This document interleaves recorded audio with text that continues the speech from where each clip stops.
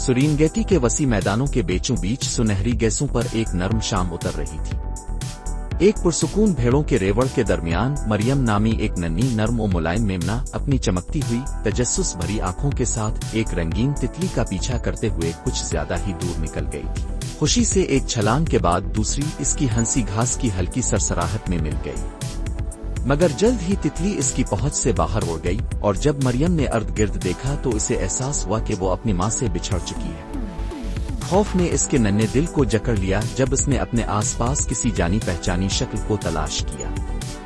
ढलती रात के साए जैसे अंधेरे किस्से सरगोशियों में सुना रहे थे। तभी अचानक लंबी घास में एक सरसराहट सुनाई दी।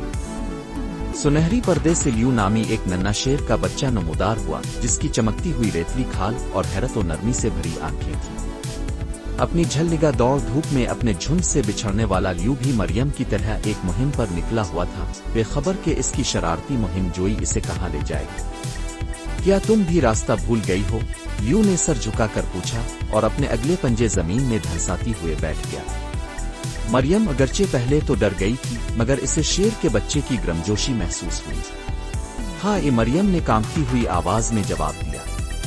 मैं अपने रेवड़ को नहीं ढूंढ पा रही हूँ। लियू ने एक लम्हा सोचा, फिर इसे वो दौर से सुनाई देने वाली भेड़ों की आवाजें याद आए। मेरे ख्याल में मैंने तुम्हारे खानदान की आवाजें इस तरफ सुनी हैं।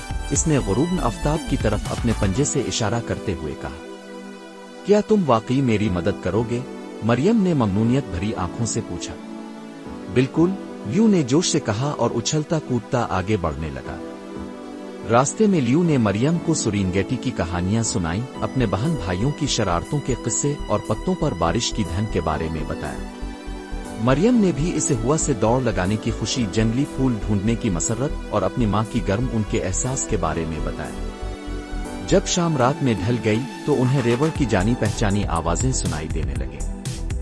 तारों से रोशन आसमान के नीचे मरियम ने अपने खानदान की मानूस शक्लें देखकर खुशी से कदम तेज कर दिए। रेवड़ के पास पहुंचकर मरियम की मां भागती हुई आई और इसे अपने नर्म बाजुओं में लिपटा लिया।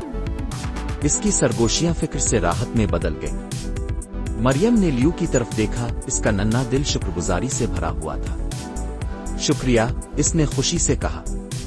लियू ने अपना छोटा सा सीना फख्र से फुलाया। कभी भी, शायद हम फिर किसी दिन नई मुहिम के लिए मिलें, इसने शोख अंदाज में आंख मारते हुए कहा और इस तरफ उछलता हुआ चल दिया जहां इसका अपना खानदान इसका इंतजार कर रहा होगा।